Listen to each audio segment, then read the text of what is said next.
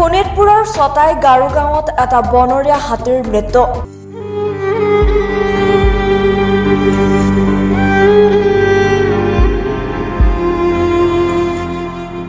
পুনৰ শোণিতপুৰত মৃত্যু ঘটিছে বনৰীয়া হাতীৰ।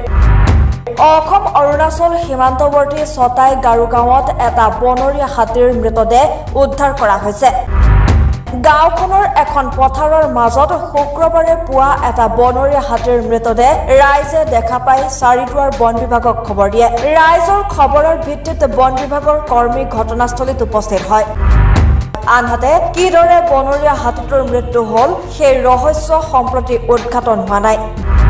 ৰাতিপুৱা প্ৰায় ৬টামান বজাত আমাৰ স্থানীয় যুৱক এজনে ইয়াৰ পৰা ফোন কৰি কয় যে পথাৰত নদীপিনৰ অঞ্চলত এই ছটাই গাঁৱত এটা হাতী মৰি আছে। তেতিয়া আমি লগে লগে ষ্টাফ ইয়ালৈ পঠাই দিওঁ আৰু ডক্টৰ আনো। আনি কিনি এতিয়া চাইছো বাহিৰত এনেকুৱা ইঞ্জুৰি পোৱা নাই। পষ্টমৰ্টেম কৰি মেইন ৰিজাল্টটো পিছতে পোৱা যাব। মতা নে মাইকী? মাইকী হাতী ৩০-৩৫ মান বয়স। কি জেগা আছিলে এখন? ছটাই ফৰেষ্ট ভিলেজ। আজি গম পাইছে? আজি ৰাতিপুৱা ৬টা বজাত গম পাওঁ। কিহৰ কাৰণে হৈছে এতিয়ালৈকে গম পোৱা নাই। দেখাটো হাড় চাৰ লাগিছে, কুম চুম লাগিছেতো ভিতৰুৱা বেমাৰো থাকিব পাৰে, তেনেকুৱা সন্দেহ কৰা হৈছে। ব্যুৰো ৰিপৰ্ট, দৈনিক অগ্ৰদূত ডিজিটেল।